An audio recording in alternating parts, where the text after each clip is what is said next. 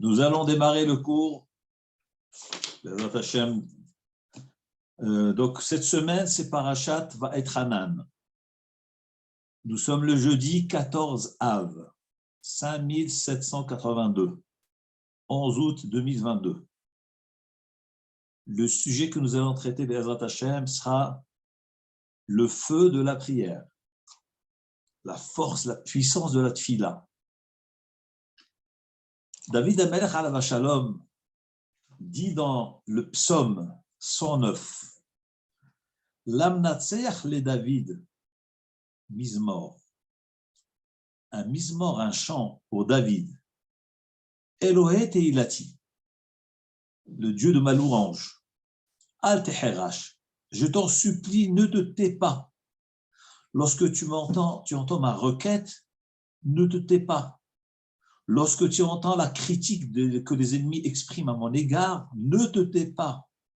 Réagis à leur égard.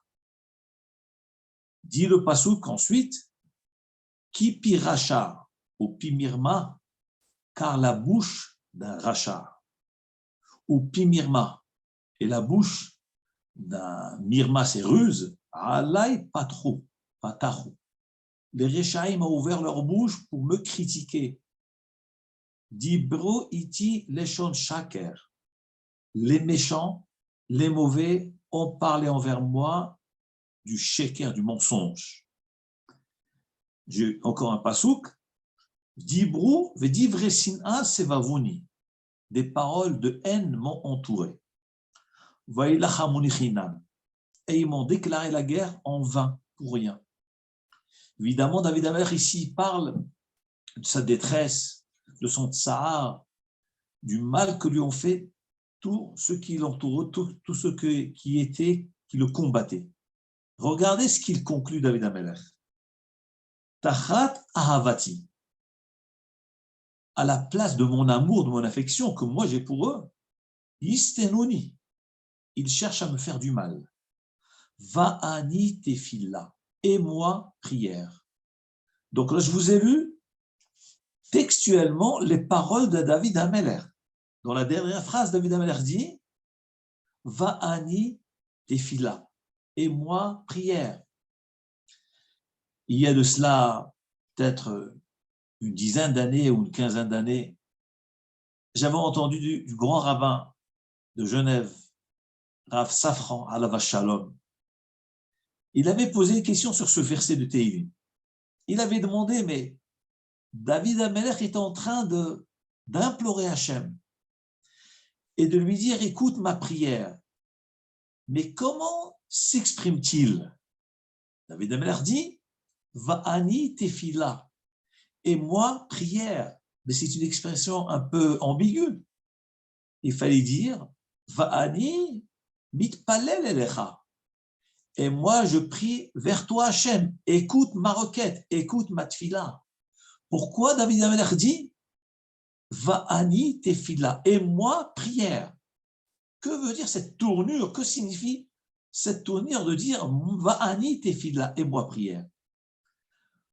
Le Rav Safran alav shalom avait donné une explication extraordinaire, une interprétation qui m'a vraiment touché.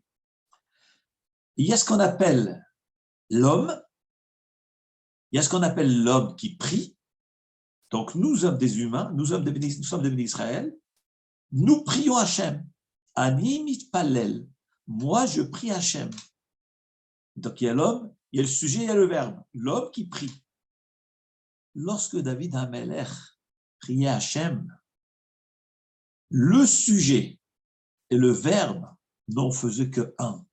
C'est-à-dire que David HaMelech devenait lui-même un bloc de prière. Ce n'est pas que l'homme prie comme nous prions nous.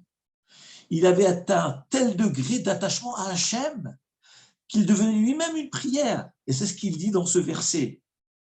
Hachem, écoute-moi. Va'ani tefila. Pas que moi, David, je prie Hachem. Non. Ani tefila, je suis moi-même une prière. C'est-à-dire, ça montre la force, l'intensité, la puissance avec laquelle David HaMelech priait Hachem, à tel point qu'il pouvait dire de lui-même Va'ani tefila. Je suis une prière. Et alors le Rav Safran nous avait dit, regardez comment un homme doit prier Hachem. Ce n'est pas l'homme qui prie, non. L'homme doit être transformé en prière. Un morceau de tfila, lorsqu'il s'attache à Hachem, il se concentre dans sa tfila, il devient lui-même une prière, l'essence de la tfila. Et ça, c'est un moussard extraordinaire. Le Zohar Akadosh nous dit que sur tous les humains de la terre, il y a eu 2 hommes extraordinaires d'un niveau élevé qui ont pu faire une tfila unique à Hachem. Comment s'appelaient ces hommes-là, ces grands tzadikim? Eh bien, c'est Moshe Rabbeinu et David HaMelech. Dans Moshe Rabbeinu, il dit Tefila le Moshe Ish HaElohim.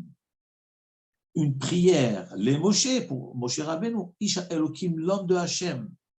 C'est-à-dire que la Torah nous dit, d'ailleurs c'est David HaMelech qui écrit dans le Mizmor de Tehillim, il dit Tefila le Moshe, une prière pour Moshe. Nous dit le Zohar HaKadosh. Mais tout le monde prie. Tous les tzadikim prient. Pourquoi dans le Tehillim, David HaMelech dit Tefila le Moshe, la tefila pour Moshe? Nous révèle le Zohar HaKadosh. Qu'est-ce qu'on appelle une tefila? Et qu'est-ce qu'on appelle la plus haute des tefilot? Eh bien, c'est la tefila de Moshe. Comme il est dit, Tefila le Moshe. Qui c'est le deuxième homme, le deuxième tzadik, qui a fait une tefila à Hachem et que le Zohar considère comme c'est une des plus grandes tefilot du monde qui ont existé? C'est David HaMelech. Comme il est dit, Tefila les David, Ate Hashem osdecha haneni. Par ailleurs, nous disons dans la tefila tous les jours, les David, Elcha Hashem nafshi essa. David HaMelech dit, les David pour David, vers toi Hashem, je lève mon âme, j'offre mon âme, je sacrifie mon âme. Nous dit le Zohar HaKadosh. Voilà donc 2 grands tzadikim. Voilà donc 2 grands hommes qui ont atteint le plus haut niveau des tefilot. C'était Tefila et David, Tefila et Moshe. Mais il y a une tefila beaucoup plus élevée, au-dessus de ce des tefilot-là. Quelle est donc cette tefila? C'est la tefila du pauvre, la tefila du ani. Comme il est écrit dans le Pasuk, Tefila le'ani ki ya'atof, ve'ifne Adonai yishpor sicho. Ce mizmor-là, ce psaume du roi David, nous avons l'habitude de le lire un jour de jeûne public.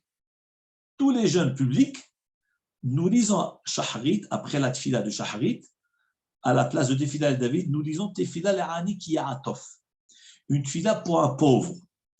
Dit le Zohar HaKadosh, la plus grande tefila qui va au-dessus des plus grandes tzadikim qui sont donc David, HaMelech et Moshe Rabbeinu alav shalom, eh bien, la tefila qui va au-dessus, c'est la tefila du pauvre.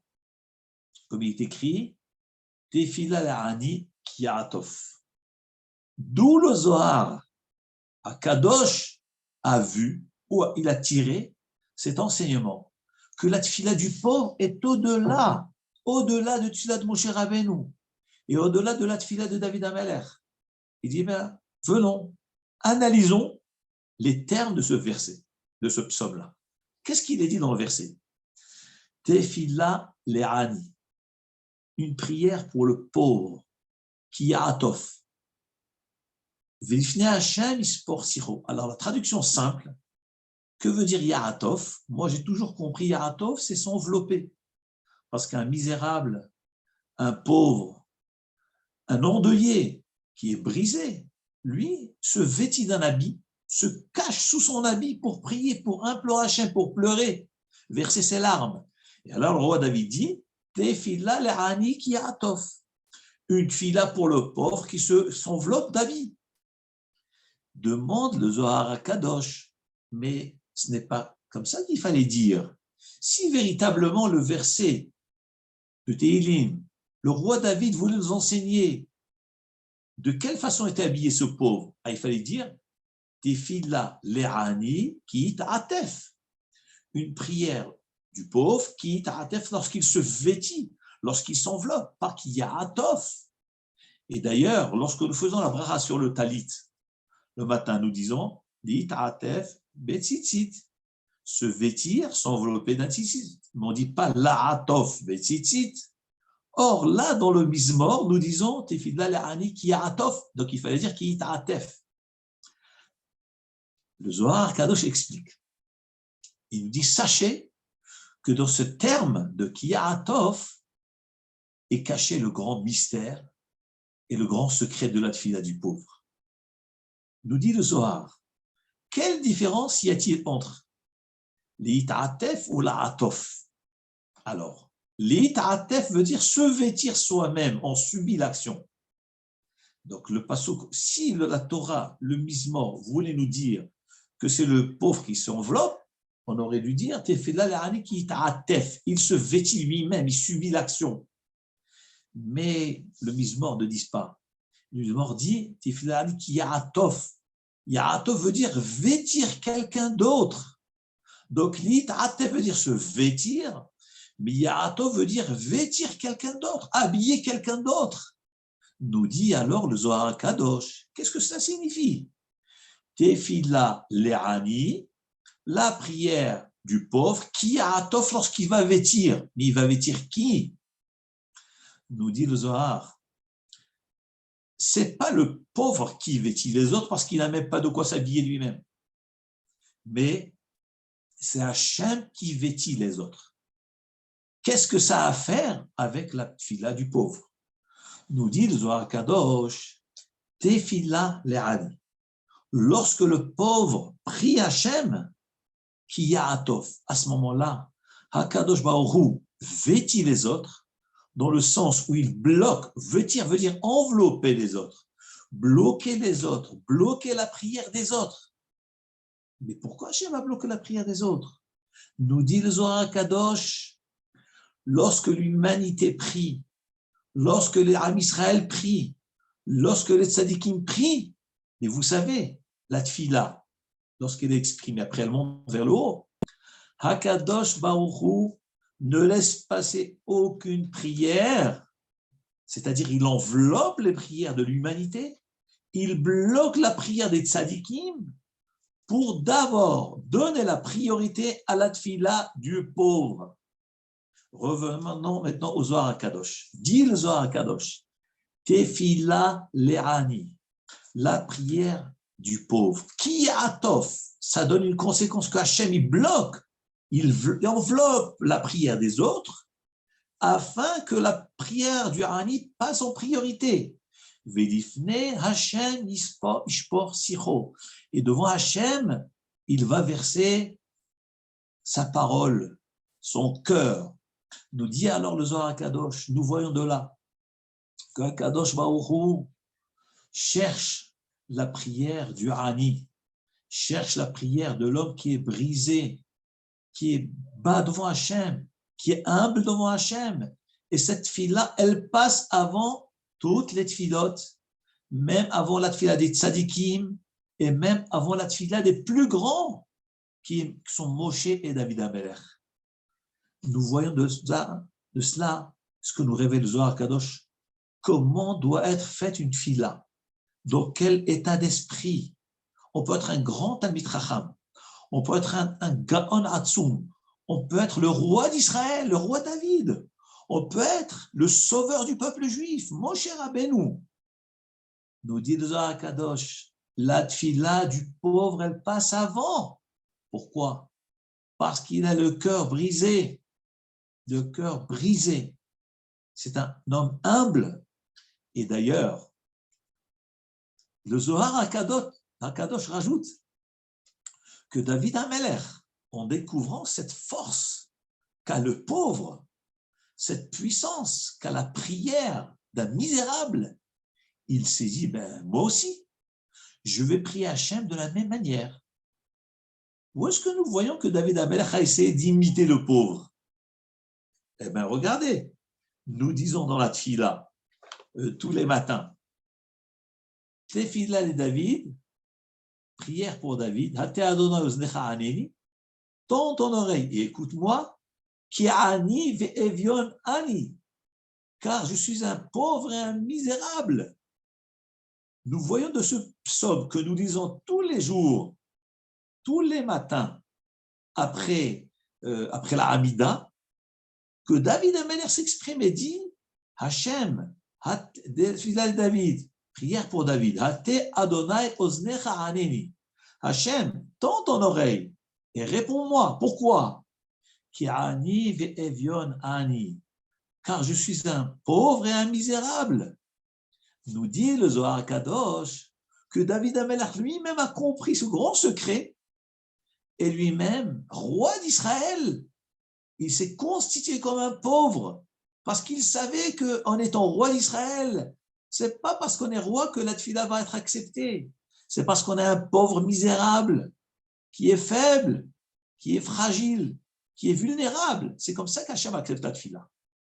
Mais nous dit le Zohar Kadosh, Hakadosh Baruch Hu lui dit à David Amelech, mais David, comment peux-tu te permettre de dire que tu es Ani ve'evion?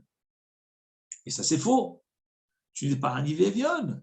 Tu n'es pas un pauvre et un misérable. Tu es David Melech Israël. Tu es roi d'Israël. Comment peux-tu te permettre de te considérer pauvre et misérable alors que tu es roi d'Israël? Nous dit le Zohar Kadosh, suite à cette remarque qu'Hachem lui a faite, il a changé de terme et il a dit Shamera nafshi ki chassid ani. Préserve mon âme car je suis pieux. Qu'est-ce que cela signifie? Ça veut dire que David Ameler, il a voulu exprimer ce terme de pauvre, mais ça ne correspondait pas avec la prestance et la place qu'il tenait, qui était roi d'Israël, puisqu'Hachem lui a fait la remarque. Et il a changé en disant Shamra nafshi ki chassid ani. Alors, ok, je ne suis pas un pauvre, mais préserve mon âme car je suis un homme pieux. Qu'est-ce que nous voyons à travers ce dialogue, cette discussion entre David Amelech et Hachem? Nous voyons de là qu'au fond, c'est vrai qu'un homme doit dire qu'il est pauvre et misérable. Bon, peut-être, Hachem n'a pas accepté cela de David Amelech, parce qu'un roi d'Israël ne peut pas se considérer comme pauvre, parce qu'il représente le peuple, il représente l'âme d'Israël. Néanmoins, qu'au fond, David Amelech a dit, je suis un pauvre, je suis prêt à tout faire pour qu'Hachem accepte ma tefila. Qu'est-ce que nous voyons de là? Nous voyons de là qu'Akadosh Baruch Hu cherche Lev Nitke Venishbar, Elohim Lotivze.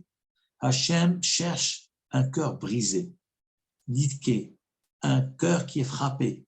Elohim Lotivze, Akadosh Baruch Hu ne méprise pas. Hachem ne dédaigne pas un cœur qui est brisé. Ça, c'est Tfouah Tfila.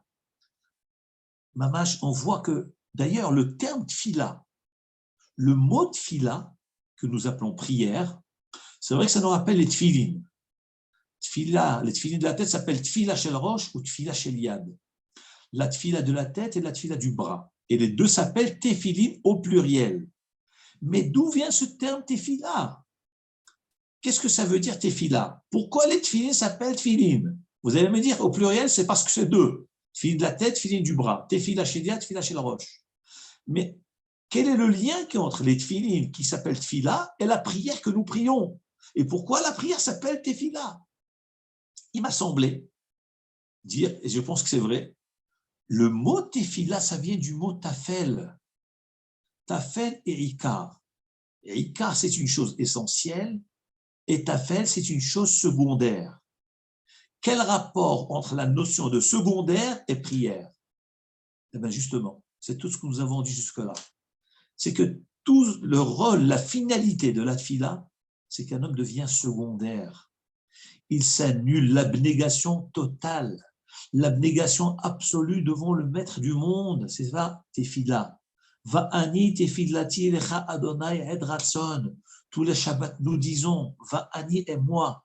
Tefilati, ma prière. C'est quoi tefilati? Prière veut dire, je suis une poussière devant toi, Hachem. Cette poussière que j'exprime devant toi, Ed Ratson, que ça puisse réveiller devant toi, Hachem, Ed Ratson, un moment propice, un moment miséricordieux. Va'ani tefilati lecha Adonai ed ratson, Elohim, toi Hachem. Pourquoi on dit Elohim midatadin? Parce que c'est un moment de din midra. Berov chasdecha, par ta pitié, aneni. Réponds-moi, Be'emet, sincèrement, Ish'echa, envoie-moi ta rédemption, ta délivrance. C'est-à-dire que le fait de dire Va'ani tefilati, moi je suis une tefila, moi ma prière, c'est-à-dire que moi je suis une poussière, parce que le mot tefila veut dire secondaire. Donc la notion de tefila veut dire abnégation totale. Quel rapport avec les tefilines? Eh bien justement, le rôle que jouent les tefilines sur le corps humain, c'est quoi? C'est que nous mettons des tefilines sur la tête qui c'est la source de la pensée, de la marshava. C'est pour annuler toutes les pensées de l'homme devant Hachem. Donc là aussi, c'est une abnégation totale. L'homme s'annule, l'homme se rabaisse devant Hachem, et en mettant les tefilines sur la tête, je dis à Hachem, je baisse ma kavana, j'enlève ma mauvaise pensée, j'enlève mes mauvaises pensées, les mauvaises intentions, je les annule à ton nom, devant toi Hachem, sous le nom des tefilines, puisque nous savons que dans les tefilines, il y a marqué Shema Israël Adonai Eloheinu Adonai Echad. C'est Kabbalat Ol Malchut Shamaim.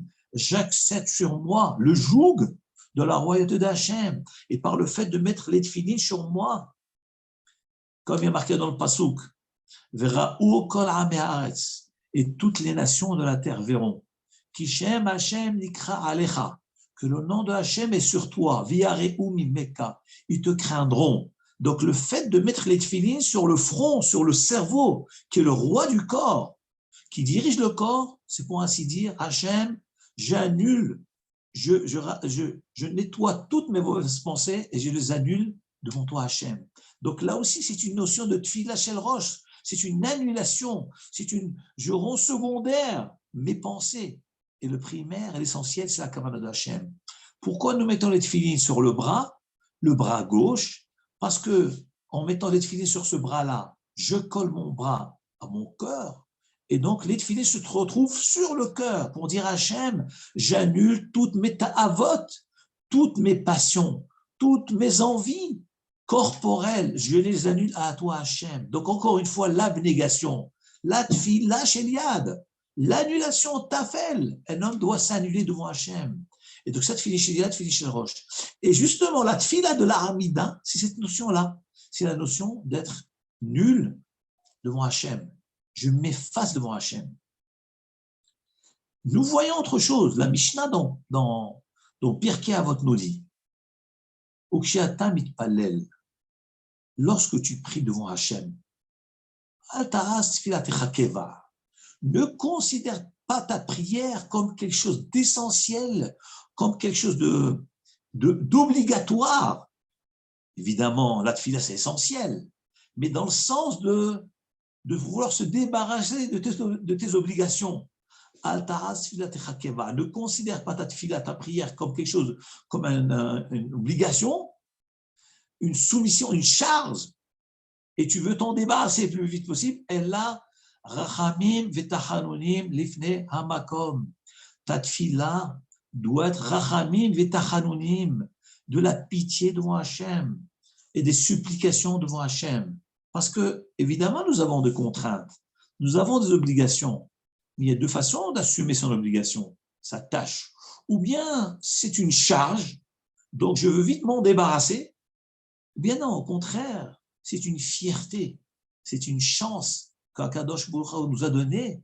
C'est un honneur de nous donner cette chance de pouvoir prier Hachem, de pouvoir implorer Hachem 3 fois par jour. Évidemment, c'est une obligation, c'est une chova de prier.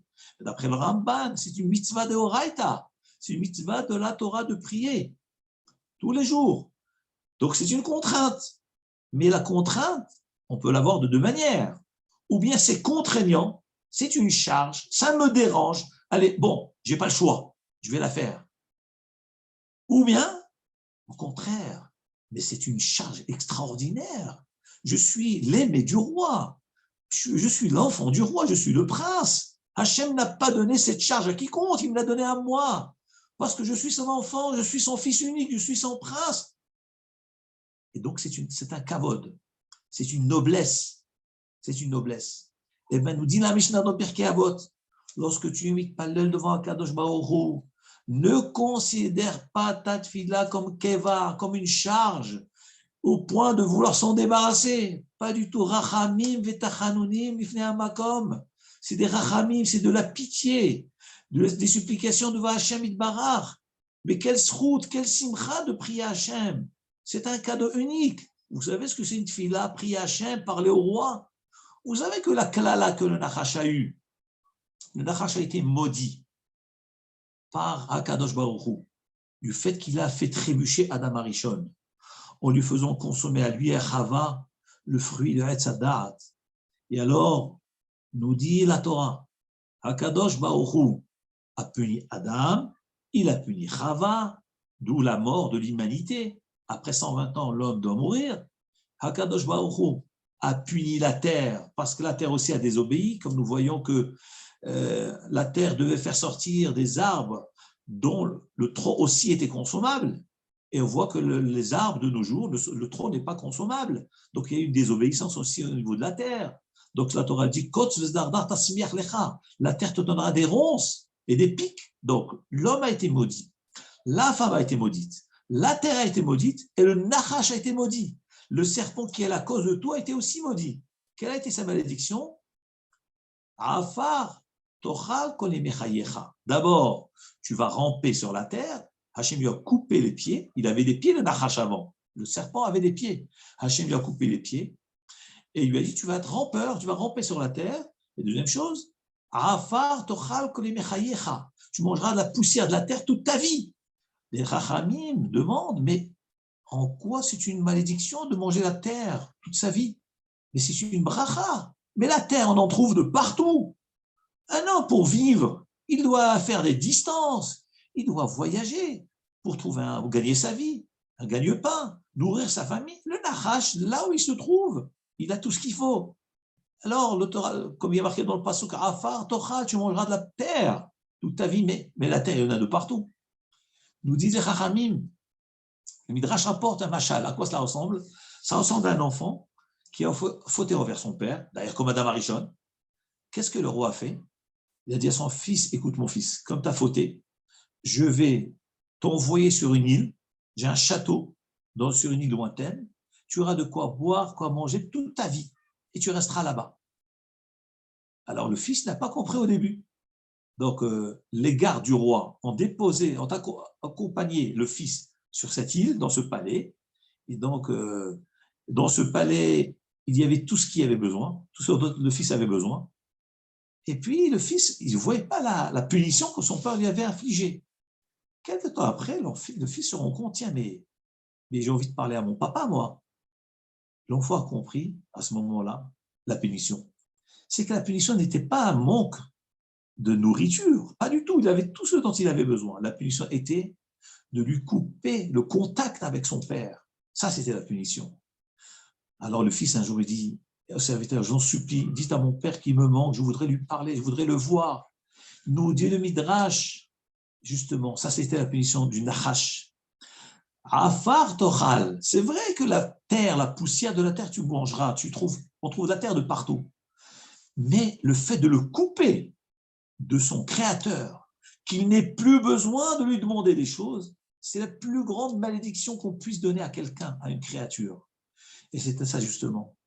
Donc le fait de permettre à un homme de prier Hachem, c'est la plus grande bracha qu'on peut donner à un homme. Tu peux parler à Hachem, tu peux parler à ton papa, tu peux lui dire papa, tu peux l'appeler 3 fois par jour, tu peux l'appeler.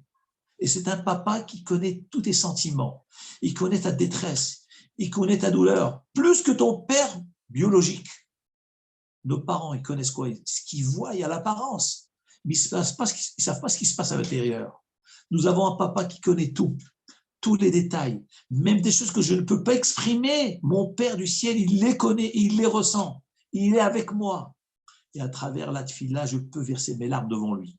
Et c'est ça la tfila.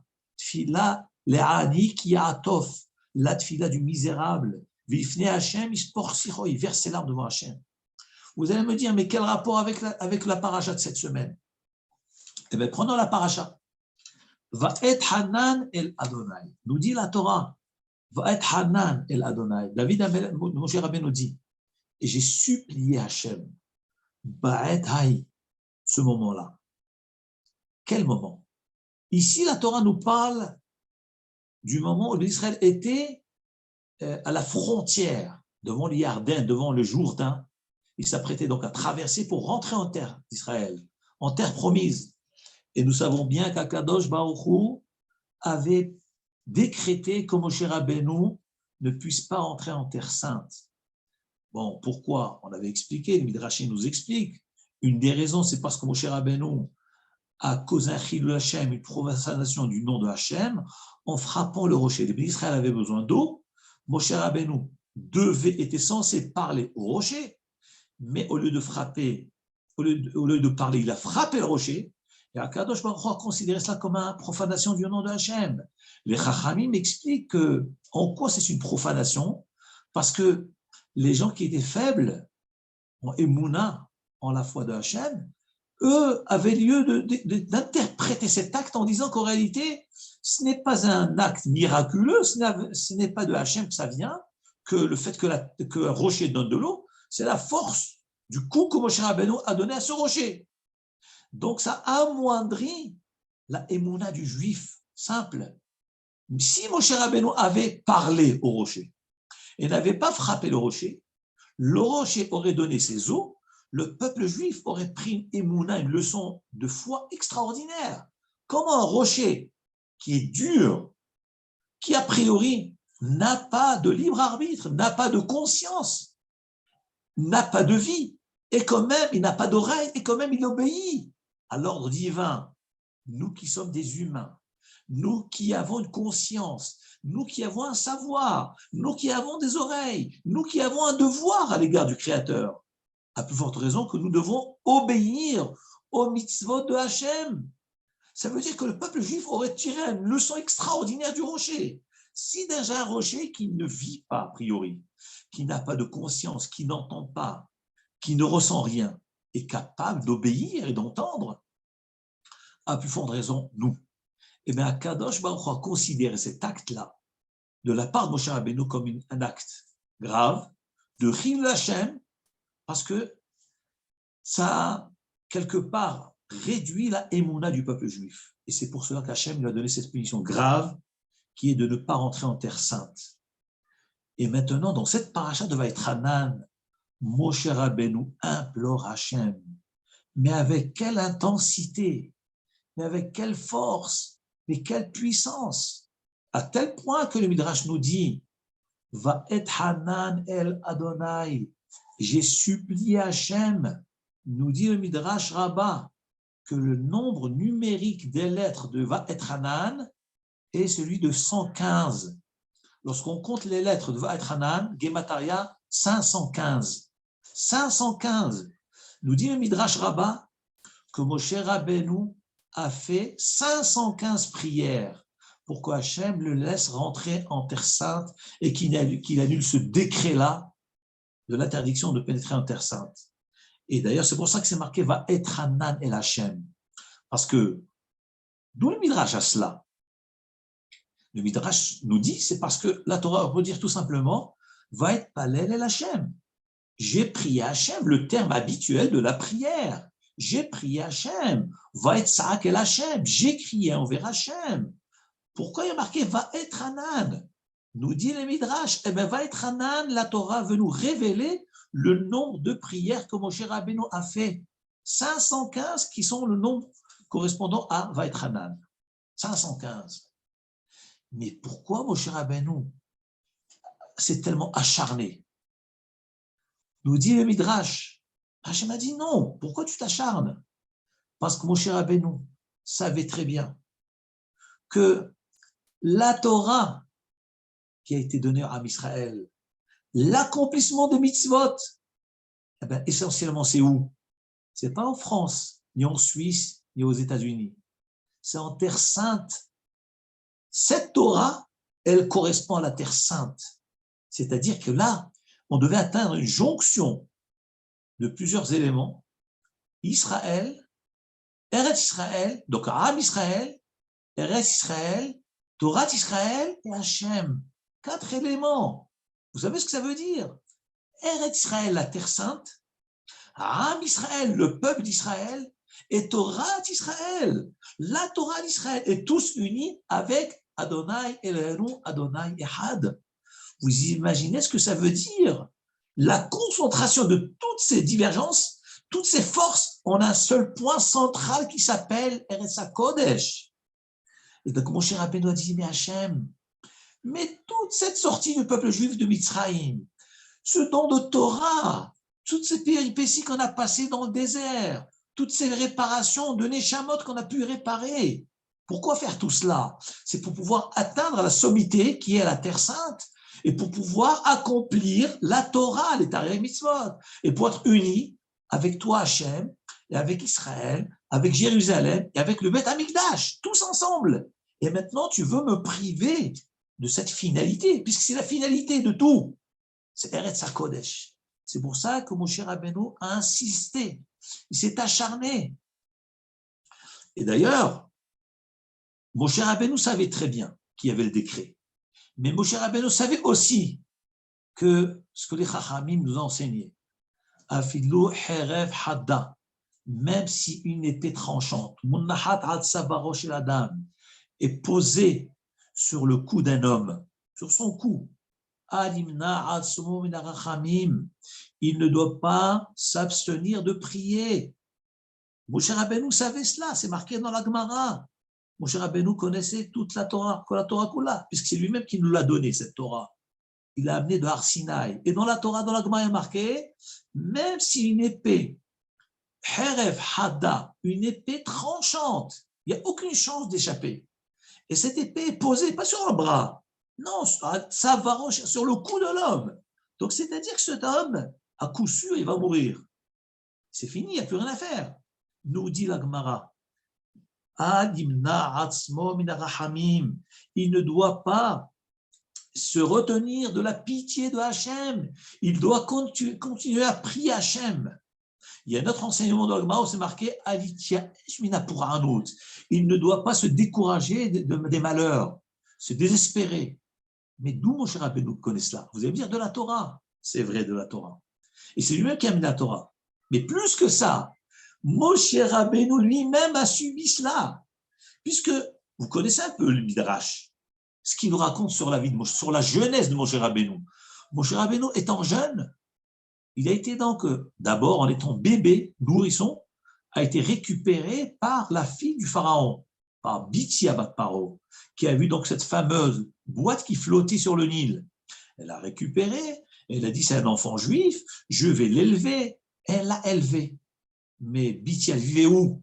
Elle vivait avec son père, dans le palais. Donc cet enfant grandit au chevet du pharaon. Atteint un certain âge, le petit Moshe, puisque c'est le nom c'est un nom égyptien qu'on lui a donné. Moshe, c'est un nom égyptien que la fille de Pharaon lui a donné, comme il est marqué, Vatikra Shemo Moshe, qui minamaim meshitiu, car le mot Moshe vient du mot meshitiu, qui veut dire extraire de l'eau. Je lui donne ce nom Moshe, car je l'ai extrait de l'eau. Et voilà que le petit Moshe grandit dans le palais, au pied du Pharaon, et puis le petit Moshe s'amusait à prendre la couronne du roi et la mettre sur sa tête. Nous dit le Midrash que le petit Moshe prenait la couronne du pharaon, la mettait sur sa tête. Les astrologues ont dit au pharaon, mais attention, si cet enfant-là prend ta couronne et la met sur sa tête, c'est qu'il va prendre ta place. Il faut vite le liquider. Le Midrash nous raconte qu'il lui a présenté devant lui un plateau, d'un côté des braises, de l'autre le miel. Alors, évidemment, le réflexe c'est que l'enfant va prendre le miel ou les dattes. Et bien, au moment où Moshe Rabbeinu a tendu le bras pour prendre le miel, un malach est venu, il a poussé son bras, il lui a fait prendre les braises. Il a mis les braises, il a mis dans sa bouche. Le pharaon a dit, non, c'est un enfant qui n'est pas intelligent du tout, et donc c'est sûr que ça ne sera pas un roi, il ne va pas prendre ma place. Cet enfant-là, c'est pour ça que la Torah nous dit que Moshe Rabbeinu, lorsqu'Hachem l'a envoyé au Mitzrayim, lorsqu'il a grandi, Moshe Rabbeinu dit à Hachem, Vani aral sefataim, je bégaye. Comment ça se fait que Moshe Rabbeinu bégayait? Parce que dans sa jeunesse, il s'était brûlé la langue. Plus tard, Moshe Rabbeinu donc, va sortir va voir ses frères juifs en train de souffrir, et va donc, un jour, Moshe va voir qu'un Égyptien frappe un juif, et Moshe Rabbeinu va tuer cet Égyptien-là. Et depuis ce jour-là, Moshe va être dénoncé au pharaon, Moshe va être saisi, attrapé par le pharaon, et Paro va essayer de lui couper la tête. À Moshe Rabbeinu. Et alors, le bourreau arrive, nous dit le Midrash, il prend une épée, il l'a mis sur le cou de Moshe Rabbeinu. Et le cou de Moshe Rabbeinu se transformait en marbre. Et l'épée tranchante n'a pas pu couper le cou de Moshe Rabbeinu. Et après cela, Moshe Rabbeinu s'est enfui en Midian. Là, il a rejoint, il a connu la famille de Yitro. Et là, il s'est marié, donc il a connu sa femme Tzipora. Qu'est-ce que nous voyons de là? Là, Gemara nous dit, même si l'épée est posée sur le cou d'un homme, il ne doit pas se décourager et cesser de prier Hachem. Et Moshe Rabbeinu a dit justement, va être Hanan et Hachem, je supplie Hachem, bien qu'il y ait le décret, bien qu'Hachem ait décidé, mais la tfila, elle peut tout changer. D'où je sais ça? Parce que Moshe Rabbeinu lui-même, en étant sous les mains du bourreau, avec l'épée sous le cou, il a vu qu'il a pu échapper. Donc, le même scénario, Moshe Rabbeinu, donc lui-même, il le reproduit. Hachem a sauvé. Hachem va aussi me sauver maintenant. Bien qu'Hachem a décrété le contraire, mais je vais quand même prier Hachem. D'où l'insistance de Moshe Rabbeinu de 515 tfilotes. Je me suis demandé, mais pourquoi ce chiffre 515? Ok, nous avons, le Midrash nous a répondu à la question. Pourquoi il est marqué va être Hanan, il n'y a pas marqué va être Palel? Alors on a dit parce que dans le mot va être Hanan, il y a un secret, le nombre des prières, 515. Mais pourquoi 515? Pourquoi pas 516? Pourquoi pas 600? Pourquoi pas 1000? Pourquoi pas moins? Regardez ce que nous révèle le Midrash, quelque chose d'extraordinaire, que j'avais mentionné l'année dernière. Ce Midrash s'est rapporté dans Midrash Tehillim. Il s'est rapporté aussi dans l'Yalkut Reuveni. C'est aussi un Midrash qui s'appelle Yalkut Reuveni et qui rapporte ça. Donc le Midrash Yalkut Reuveni, il rapporte ça au nom de Midrash Plia. Alors le Midrash Plia, pour ceux qui ne savent pas ce que c'est comme son nom l'indique, un Midrash mystérieux. Plia veut dire pélé. C'est mystérieux. Il y a des enseignements très mystérieux et qu'il faut vraiment creuser pour comprendre. On n'arrive pas à comprendre ces midrashim-là. Eh bien, le Yalkut Reuveni rapporte au nom du Midrash Plia. Qu'est-ce que c'est cette notion de 515? Écoutez bien, nous dit le Midrash que les Malachim, tous les jours, ils prient Hachem. D'après vous, combien de prières prient les Malachim par jour? Alors, nous savons bien que les Malachim chantent la Shira des Malachim. Les Malachim, ils disent Kadosh, Kadosh, Kadosh. Effectivement.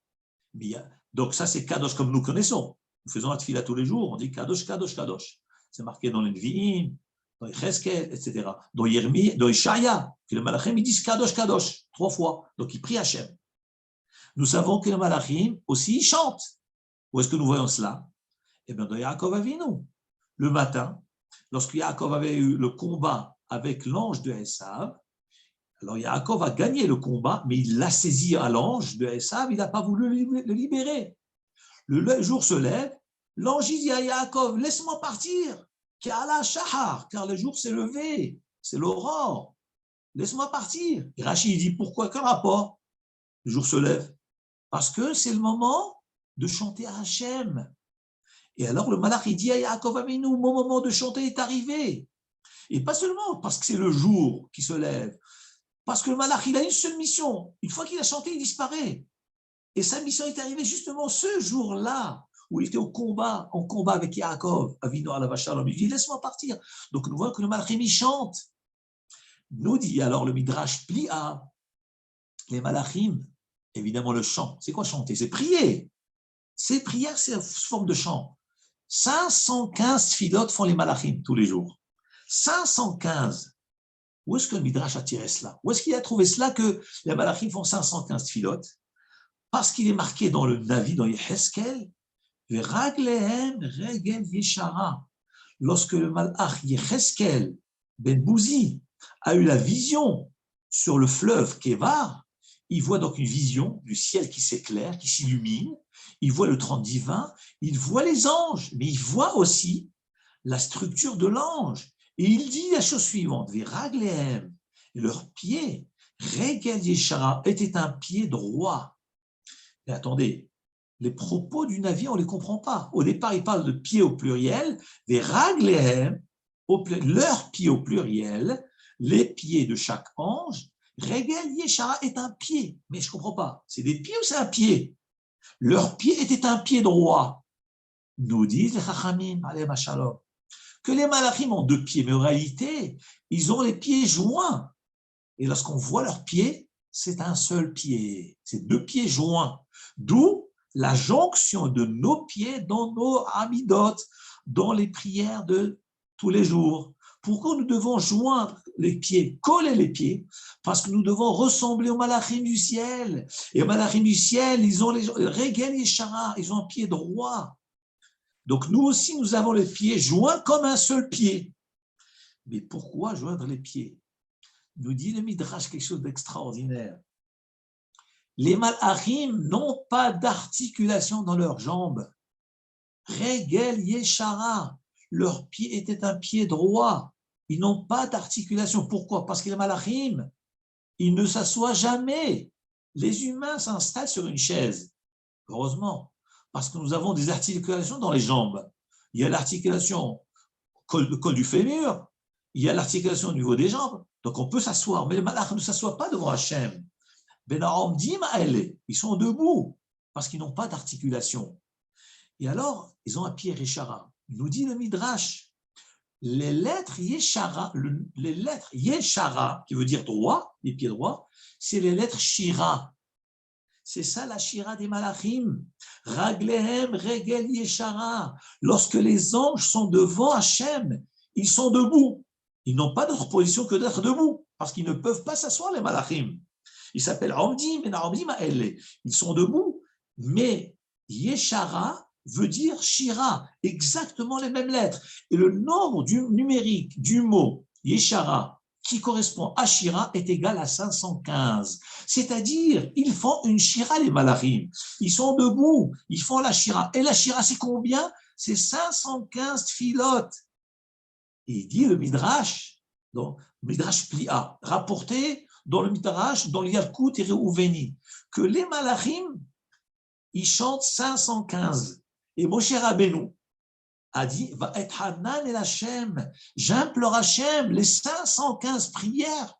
Pourquoi faire? Pourquoi pas 516? C'est pour réveiller le corps des Malachim, pour ainsi dire Hashem, mais Hashem, tu ne veux pas accepter ma prière, je fais appel aux Malachim, eux qui font monter la tfila, eux qui chantent devant toi 515, les Malachim de chaque mitzvah que j'ai aimé quand même dans ma vie, parce que nous avons dit que chaque mitzvah qu'un homme y fait, il crée un malach. Le malach, il prie 515. Alors, rappelle-toi de mes mitzvot, rappelle-toi de toutes les tarifs mitzvot que j'ai amenés au béni Israël, tout ce que j'ai fait dans ma vie, l'amour pour le peuple, pour Am Israël. Donc, il a voulu réveiller cette force. Et avec tout cela, Hachem, qu'est-ce qu'il lui dit? Ravlach, Hachem dit à Moshe Rabbeinu, c'est trop ce que tu dis. Atosef d'aperod badavarazé. Je ne veux plus que tu rajoutes un mot. Demande le Rav Hida alav shalom. Qu'est-ce que c'est cette expression-là? Hachem dit à Moshe Rabbeinu, arrête de prier. Comment ça, arrête de prier? Mais Hachem, laisse-le prier. Hachem, tu as décidé le contraire. C'est pas grave, laisse-le prier. De toute façon, le décret est fait et il ne va pas rentrer en Eretz et ne l'empêche pas de prier. Regardez ce que nous révèle le Rav Hida alav shalom dans son livre Midbar Kedemot. Il dit dans le Midbar Kedemot qu'il y a un grand sod. Akadosh Baruch Hu a révélé dans sa sainte Torah un grand secret. Celui qui prie et qui dit dans sa prière 2 fois le terme na, je t'en supplie, sa tefila est acceptée. D'où nous apprenons cela?